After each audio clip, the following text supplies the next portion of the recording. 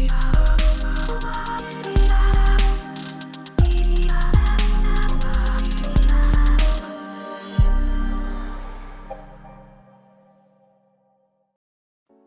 वालेकुम guys, welcome to bike में पीके। So guys, आज हमारे सामने है द लेजेंड Honda CG125।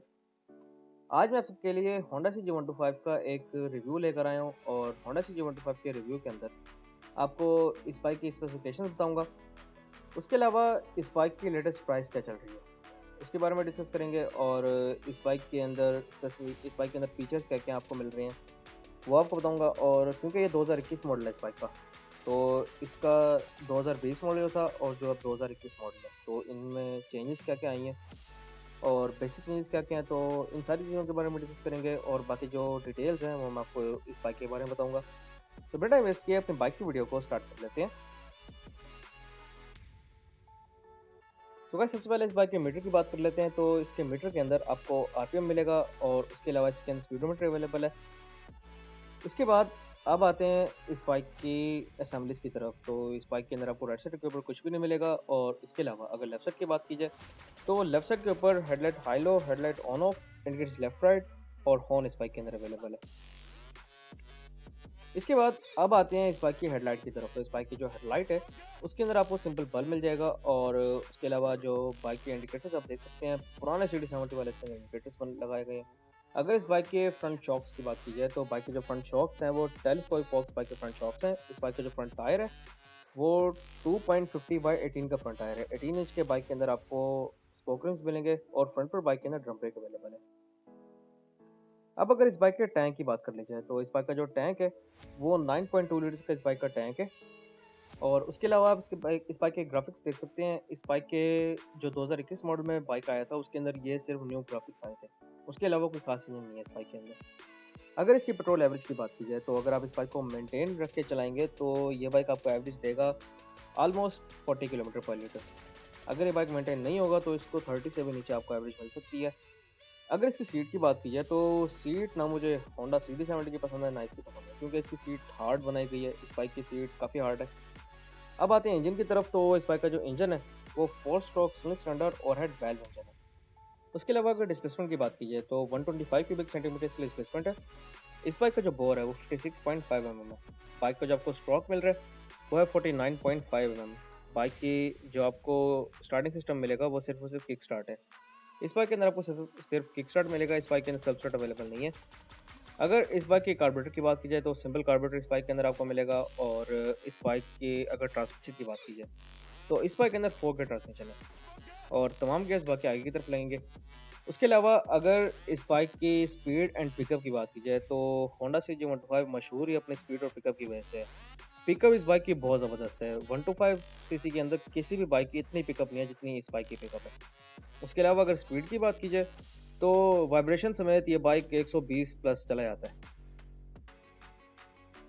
तो गाइस अब आते हैं इस बाइक की बैक साइड की तरफ। तो इस बाइक के अंदर आपको बैक पर फुल चेन कवर मिलेगा। और अगर इस बाइक के बैक शॉक्स की बात की जाए तो इस बाइक के जो बैक शॉक्स हैं वो स्विंग आर्म शॉक्स हैं इस बाइक के अंदर।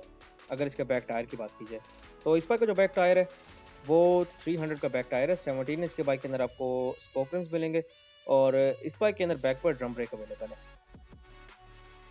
उसके बाद अगर इस बाइक के बैकलाइट की बात की जाए तो बैकलाइट आप इसके देख सकते हैं। इसकी बैकलाइट बिल्कुल सिंपल बनाई गई है और पुराने मॉडल जैसी ही बैकलाइट है इसकी। सिंपल बल्ब है इस बाइक के अंदर और बैक जो इस बाइक का मड गार्ड है वो मेटल का मड गार्ड है। इसके बाद अब आते हैं इस बाइक के डायमेंशंस की तरफ। तो सबसे पहले मैं आपको इसकी बाइक की लेंथ बताता हूँ। इस बाइक की जो आपको ओवरऑल लेंथ मिल रही है वो है 1912 mm। बाइक की विड्थ है 735 mm। बाइक की जो हाइट है वो है 1026 mm। बाइक की सीट हाइट है 764 mm। बाइक की ग्राउंड क्लियरेंस है 132 mm। अगर इस बाइक की व्हील बेस की बात की जाए तो 1204 mm बाइक की व्हील बेस है। अगर इस बाइक के ड्राइव वेट की बात की जाए तो 1 kg बढ़ाकर 100 किलो इस बाइक का वेट है, क्योंकि पुराने मॉडल्स का इसका 99 kg था और अब इन्होंने 1 किलो बढ़ाया है इस बाइक के अंदर और 100 किलो कर दिया इस बाइक को अब। सो गाइस अब आते हैं इसके कंफर्ट लेवल की तरफ। सो गाइस कंफर्ट लेवल में ये बाइक बिल्कुल ज़ीरो है। कंफर्ट लेवल में ना इस बाइक के शॉक्स इतने ख़ास हैं, क्योंकि झटके आपको सही लगते हैं इसके अंदर। उसके अलावा जो इंजन है वो ओवरहेड वाल्व इंजन है, तो बाइक वाइब्रेशंस भी अच्छी खासी प्रोड्यूस करता है।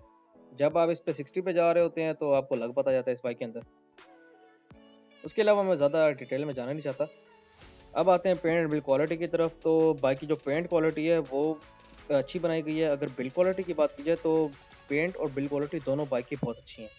अगर आप इनको पुराने मॉडल से कंपेयर करेंगे, जैसे कि 2008 मॉडल के बाद जो होंडा 125 आया, उसकी इस तरह की क्वालिटी नहीं है जो पुरानी मॉडल्स की क्वालिटी थी। अगर इस बाइक के टायर्स एंड ब्रेक्स की बात की जाए तो टायर्स भी कुछ खास नहीं है, ब्रेकिंग वाइज तो बिल्कुल ही बेकार है।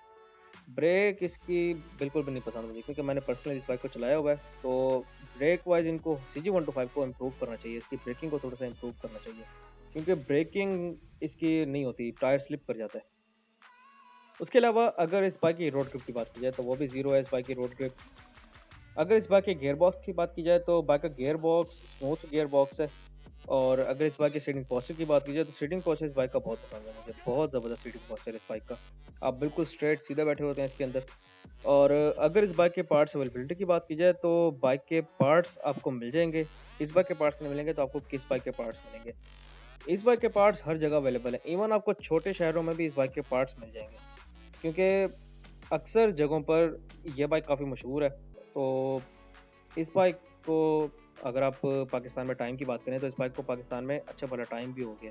तो पार्ट्स इस बाइक के अब हर जगह से आपको मिल जाते हैं। पार्ट्स अवेलेबिलिटी का कोई मसला ही नहीं है। अगर दूसरी तरफ मैकेनिक्स की बात की जाए तो मैकेनिक्स का भी कोई इशू नहीं है। इसके मैकेनिक हर जगह बैठे हैं। CD70 के अवेलेबल ना हो, इसके बैठे होंगे कहीं।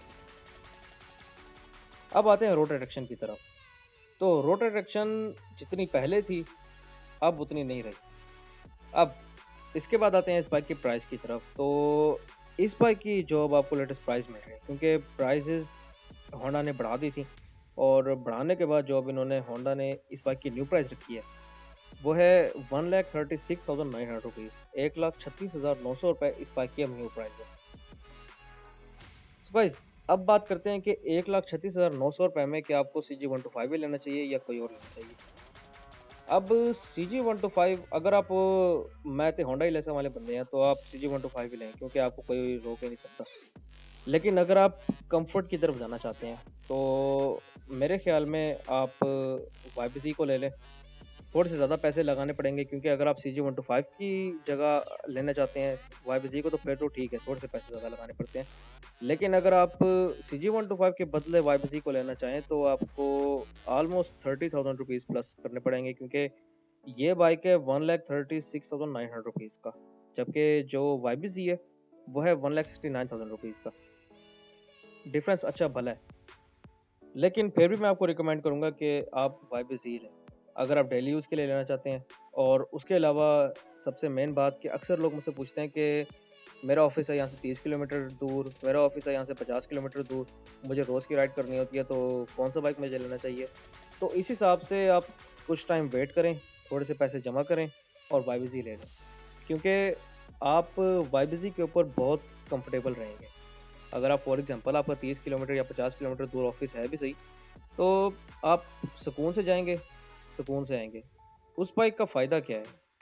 क्योंकि उस बाइक के अंदर एक तो पेट्रोल एवरेज अच्छी है, उसके अलावा उसकी आपको जो कम्फ़र्ट है वो बहुत ज़बरदस्त मिलेगी, क्योंकि ओवरहेड कैमशाफ्ट इंजन है, बैलेंसर शाफ्ट है उसके अंदर, और वाइब्रेशंस वो बाइक इतनी प्रोड्यूस करता नहीं है। तो 60 या 80 पे अगर आप उसको रखें तो आप कंफर्टेबल रहते हैं। 80 की स्पीड में भी अगर आप उसको बाइक को रखें तो आप कंफर्टेबल रहते हैं। अगर आप CG125 को 80 की स्पीड पे रखेंगे तो सुन्न हो जाएँगे। उसके अलावा उस बाइक के अंदर आपको फीचर्स भी अच्छे मिल रहे हैं। मीटर के अंदर RPM, स्पीडोमीटर, फ्यूल गेज तमाम चीज़ें अवेलेबल हैं, जबकि इसके अंदर सिर्फ़ और सिर्फ़ RPM है और स्पीडोमीटर अवेलेबल है। बाकी ये चीज़ें तो ख़ैर इतनी गौर नहीं की जाती, जो गौर की ज कर किए जाने वाली चीज़ है वो एक तो पेट्रोल एवरेज है, उसके अलावा कम्फ़र्ट है मेन चीज़, जो ख़ास तौर पे लॉन्ग रूट्स के लिए। अगर आप उसको लॉन्ग रूट पे भी लेके जाना चाहें तो आप उसको लॉन्ग रूट पे भी लेके जा सकते हैं, क्योंकि वो कम्फ़र्टेबल रहता है लॉन्ग रूट के ऊपर। उसके अलावा स्पीड वाइज़ भी आप उसको 100 पे रख सकते हैं आराम से। 100 पे अगर आप रख के जाएँ तो 100 भी कोई कम स्पीड नहीं है। और उसके अलावा आपको पेट्रोल एवरेज लॉन्ग पर जब आपको शहर में अगर 45 तक मिल रही है एवरेज, या 50 तक मिल रही है, तो आपको लॉन्ग पे फिर अच्छी एवरेज मिल जाएगी उस हिसाब से।